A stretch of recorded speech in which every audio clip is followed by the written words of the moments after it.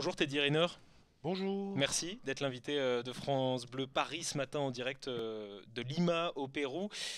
Comment vous vous sentez l'attribution des jeux, c'est pour aujourd'hui. Ouais, ça y est, on y est, on Ça y est, y on est. y est. C'est un long chemin qui, C'est un très qui long aboutit. chemin, c'est un très très long chemin. Et là, de voir que bah, ça y est, dans quelques heures, on va pouvoir enfin savoir la ville haute qui accueillera les Jeux à Paris en 2024. À Paris en 2024. Donc, Oui. c'est un petit lapsus, hein. C'est un petit lapsus. Donc voilà, voilà, hâte de pouvoir être tous ensemble à regarder cette décision finale. Pas beaucoup de suspense quand même, puisqu'il y a eu cet accord cet été. Los Angeles a accepté d'organiser les Jeux de En 2028. 2028, Paris ouais. aura ceux de 2024. Est-ce que ça enlève pas un petit peu d'excitation? C'est un peu comme une victoire par forfait? Non, même pas, parce que vous savez, enfin, nous qui avons été dans ce dossier pendant 2 ans, Hmm. on y a mis du cœur, on y a mis du temps, on y a mis des idées, on y a vraiment mis toute notre âme là-dedans.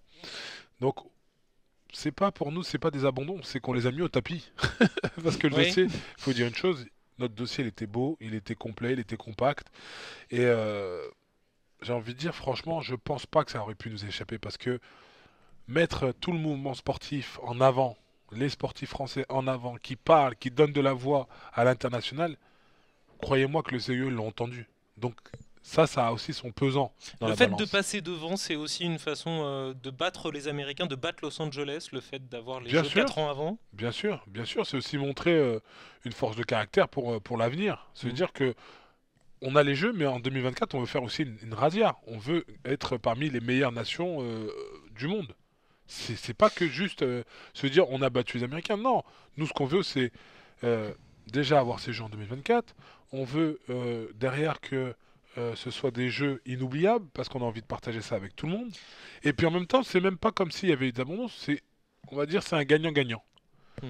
Les États-Unis ont gagné en 2028, nous on a gagné 2024 et le CIO gagne parce que du coup, ça leur laisse aussi plus de temps pour avoir D'autres villes pour construire candidates. et d'autres villes candidates, bien sûr. C'est le fameux accord win-win-win, Voilà. gagnant, gagnant, gagnant. Vous l'avez dit, il faudra faire une razzia en 2024. Il faut former des athlètes, la Tout à fait. génération 2024. Vous allez Je le dis et prendre je le répète, ça. votre part dans ce travail, notamment Moi, si je peux aider au toujours, PSG où vous venez de signer. bien sûr, c'est avec plaisir.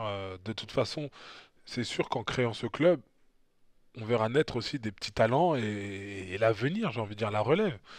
Mais lorsqu'on va avoir ces jeux demain, enfin aujourd'hui, tout à l'heure, putain, je sais même plus avec les J-2, J-1, ça y est, on y est. Aujourd'hui, on est Aujourd'hui, dans mercredi matin, quelques on est heures, le 13 septembre. dans quelques jours, dans quelques heures, quand on va avoir cette décision, on va tous être très contents.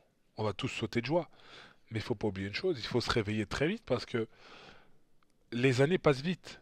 Pour préparer cette relève, c'est maintenant. C'est pas se dire on a le temps dans un an ou deux. C'est maintenant qu'il faut les confronter à l'international. C'est maintenant qu'il faut euh, euh, débloquer des budgets pour pouvoir faire que cette jeunesse puisse se préparer. Parce que Finalement, ce c'est qu'on pas veut, le c'est bout des du chemin. médailles. Finalement, c'est pas le bout du chemin, c'est C'est le le travail début qui du commence, chemin. hein. Bien sûr, c'est Ouais, le travail. Il va falloir se remonter les manches. pendant 7 ans. Bien sûr. Un mot, Teddy Riner, de ce qui se passe chez vous, aux Antilles, le Ouais. passage de l'ouragan Irma la semaine dernière. Le président Emmanuel Macron était sur place. Vous avez des nouvelles de votre famille, de vos amis qui sont sur place? Ouais, oui, j'ai eu des nouvelles. Au début, elles étaient pas bonnes parce qu'ils attendaient les denrées, les équipes pour les aider, quoi, les urgences. Ça a mis un peu de temps à arriver, mais apparemment, de dernières nouvelles, les bateaux, les avions sont arrivés.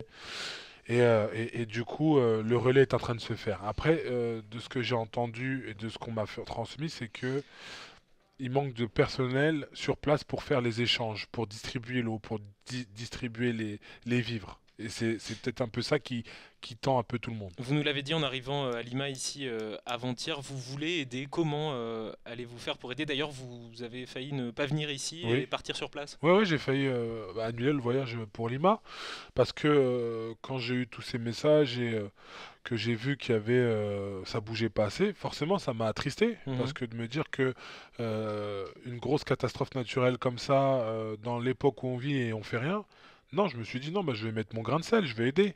Mais là pour l'instant ça va. Mhm. Et j'ai des équipes qui sont sur place et qui partent très bientôt pour aller aider. Voilà. S'il y a besoin encore, on bougera et on fera. Et quoi qu'il arrive, même si il y a jamais assez, je dirais, il y a jamais trop, on va tous aider.